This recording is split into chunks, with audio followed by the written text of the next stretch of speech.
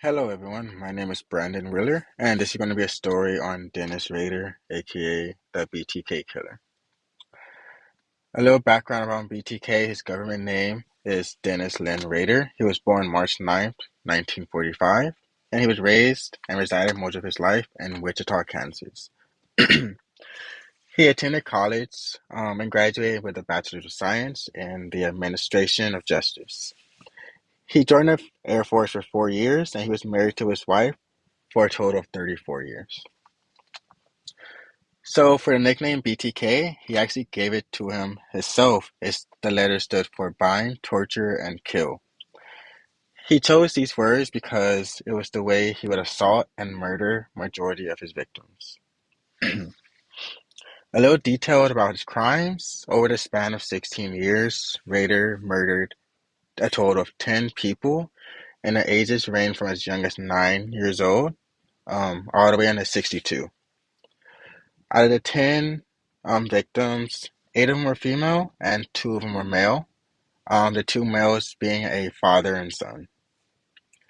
The way he would commit his crimes was he would break into the victims' homes, tie them up, and as his nickname said, he would torture them and kill them, mostly by strangulations. So he had a total of 10 victims. Here in this picture we have, it only shows 8. That is because 2 of them were children, a 9-year-old and an 11-year-old, and they're not present in this picture. But just to pay respects, their names were Joseph Otero, Julia Otero, Joseph Jr., Josephine Otero. There's Catherine Bright, Kevin Bright. Kevin Bright was actually the one victim that got away. So he would have had a total of 11 victims if Kevin Bright would have died to his injuries. But carrying on, we have Shirley Welford, Nancy Fox, Maureen Hedge, Vicky Weger, and Dolores Davis. And here's a little timeline of pretty much Rader's life. You can go ahead and pause it if you want to read into detail, but it shows how well he lived a double life, where not even his own family knew that over the span of 17 years, he was a serial murderer. Uh, he wasn't perfect, even though it did take more like decades to arrest him. Like during his first attack, there was semen found in a basement, um, under where he hung one of his victims. And he used to like to toy with the police as he would send letters and make phone calls telling them about the location of the attacks, and he would gloat that the police weren't smart enough to catch him.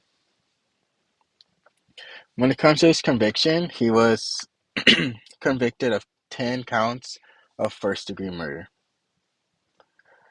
And for his sentencing, due to the 10 counts of first-degree murder, he was served 10 consecutive life sentences. Now we have to think what was the motive behind his attacks. Majority of all of his attacks were sexually motivated. He had some pretty crazy sexual fantasies, and that was the way he felt he can only satisfy himself through the torturing of other people and like murders of them. So when it comes to public awareness, the arrest of Dennis Rader was very important for the city and city of Wichita and the whole state of Kansas in general. That